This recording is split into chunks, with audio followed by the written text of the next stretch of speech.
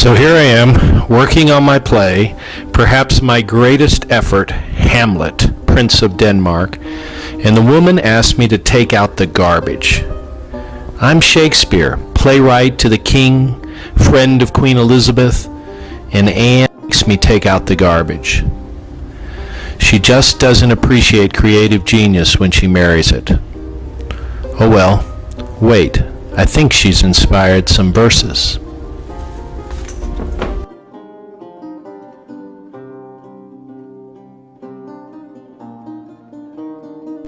Get thee to a nunnery, go, farewell. Needs marry a fool. Wise men know well enough what monsters you make of them. To a nunnery go, and quickly too, farewell. It hath made me mad.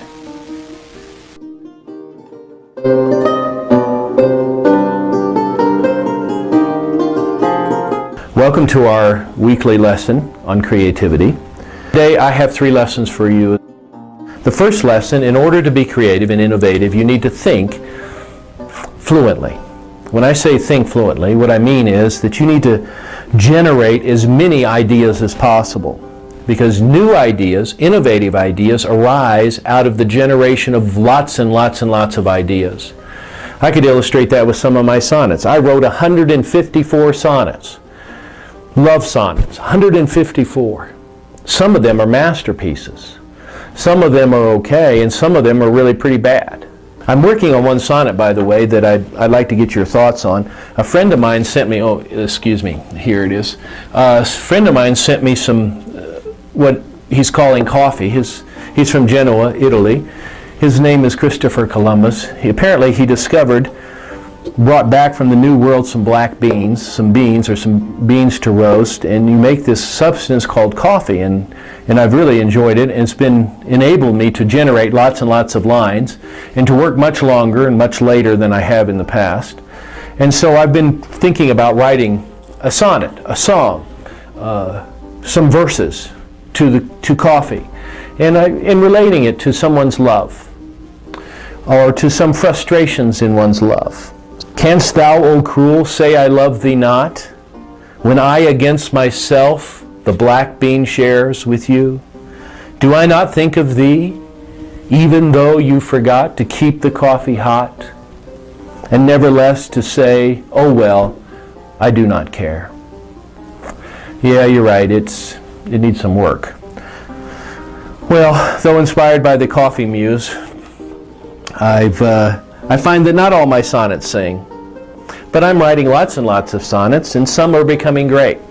Perhaps you remember this one. Words of Romeo and Juliet. But soft what light in yonder window breaks. It is the east, and Juliet is the sun. Arise, dear sun, and kill the envious moon, who is already sick, and pale with grief, that thou, her maid, are more fair than she. You see, I've written some good lines. I like those lines. But I've written those good lines because I've written lots and lots of lines. Quantity breeds quality. Good ideas come from lots of ideas, so don't judge ideas too quickly. First, think fluently. Second suggestion is to recognize, and I would know it, the power of metaphor. You see, poets use metaphors and similes and figurative language in which we speak of one thing in terms of another. It is like taking the concrete world and comparing it to the abstract world, helping us to understand it. For example,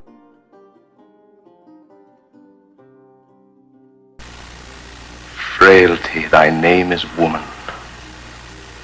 you see, metaphor is the language of poetry.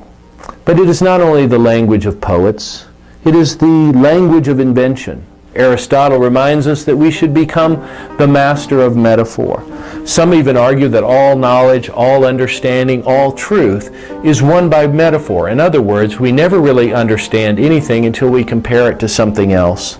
I always ask myself, how is this like that? How is love like a tempest? Or how is the army like the functioning of a human body? Jesus himself did that when he spoke of the kingdom, and he said it was like a treasure hidden in a field, or it was like a pearl of such great price that you would sell everything to purchase the kingdom. So, to be inventive, to be innovative, Tap into the power of metaphor. Look for the connections.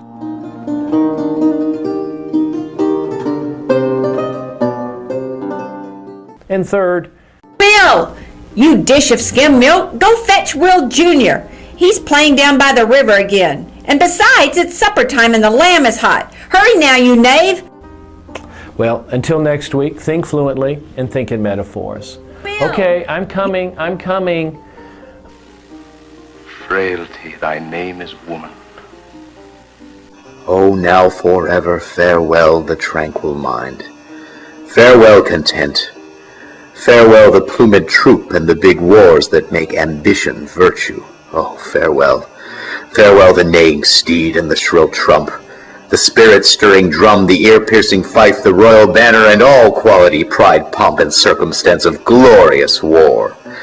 And oh, you mortal engines, whose rude throats the immortal Jove's dread clamors counterfeit, farewell. Othello's occupation's gone.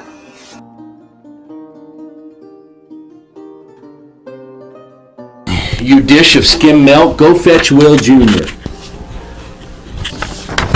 That's a phrase. This right here. Will, you dish of skim milk, go fetch Will Jr. He's playing down there by... You got to sound like you're angry and mean at me, too. Okay? I can't do that. Yeah. Or think about last week or whenever that was.